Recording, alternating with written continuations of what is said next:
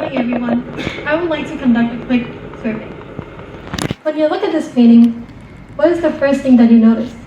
By a raise of hands, who noticed the bear first? Who noticed the black star in the floor first? And who noticed the fish on the moon first? Look around you. Did you notice how everyone was each initially drawn to something different in the same picture? This is because our brains react differently to various things based on our past experiences, interests, and fears. My name is Satang, and today I'll be speaking about how I'm painting my perspectives of freedom and self-expression. Matthew Pelowski said that if you want to actively change people's worldview or change their actions, transformative engagement is a good vehicle for that. Researchers from the American Psychological Association have moved beyond old ideas about art being about beauty. Instead, they're studying how art can affect the way people think and feel. Research shows that art can create changes in people's thoughts and emotions, and these changes can be small or large. Small changes include gaining new ideas or finding meaning without really changing who a person is, while bigger changes can affect how a person sees the world and may cause them to question what they already believe.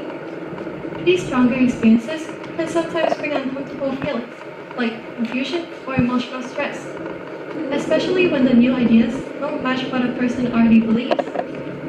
What they're experiencing is called transformative engagement, which means being deeply involved in an experience that changes how a person thinks and feels.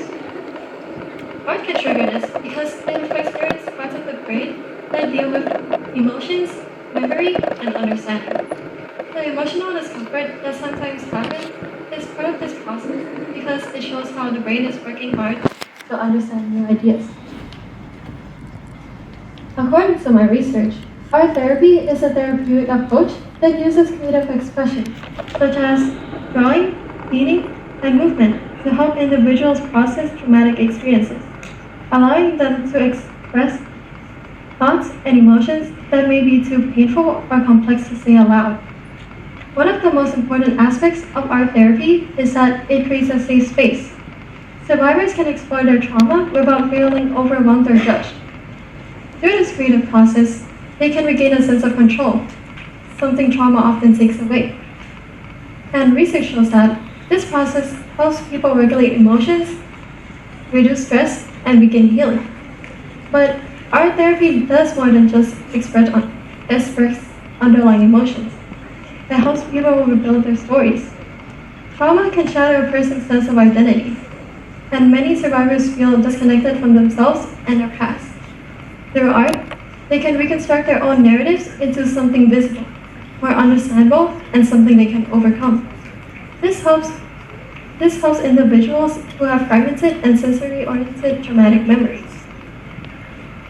For people with PTSD, symbolism in artworks can explain what words cannot.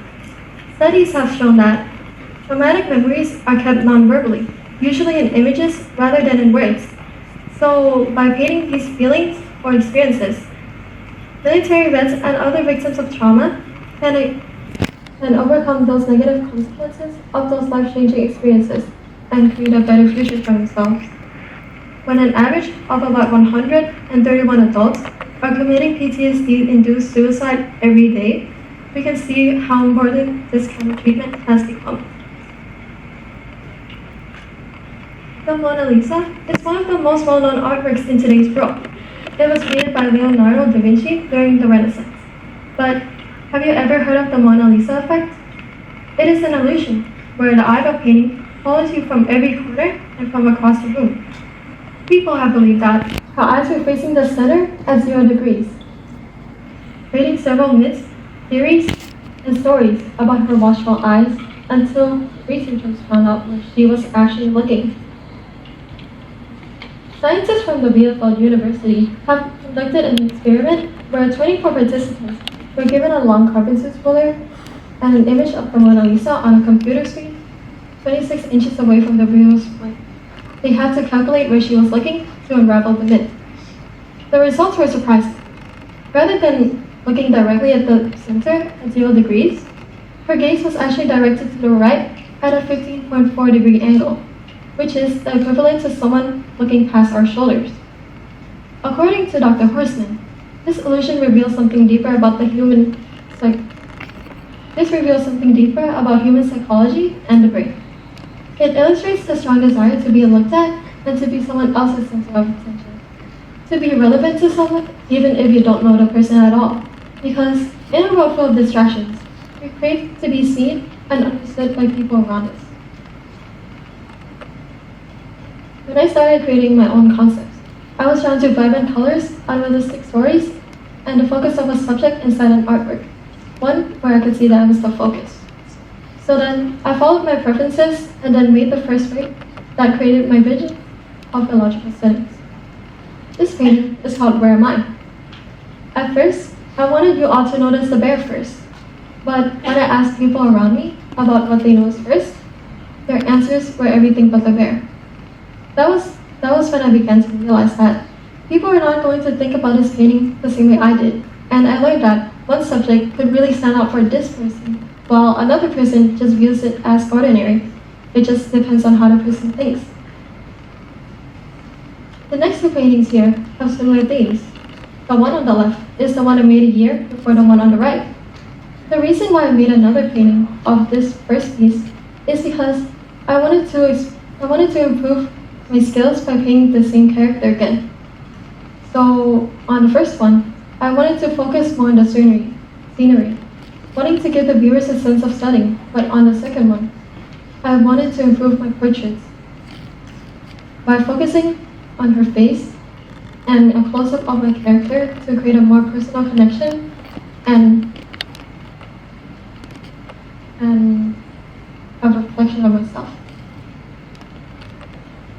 What began as an artistic practice for myself turned into a lifelong character that I saw as a reflection of myself. In my most recent painting, I wanted the same character that I drew previously to represent me.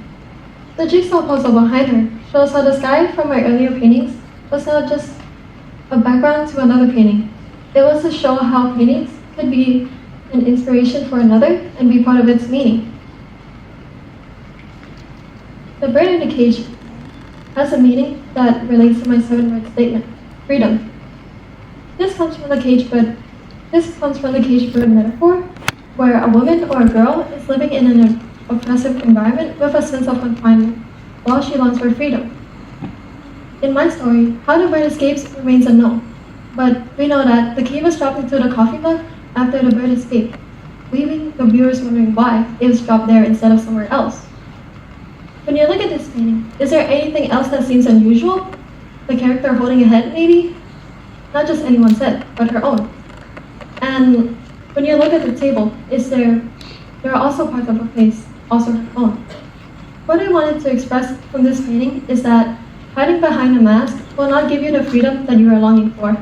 Instead, you will lose yourself through pretending to be a different version of yourself. Paintings don't just consist of colors and shapes. They tell stories. They can alter the way people think, change the way they perceive their world, help reconstruct narratives, and help people think from other perspectives. Going back to what I referred to at the beginning of this talk, considering your own life experiences, interests, and fears, what perspective will you choose to paint? Thank you.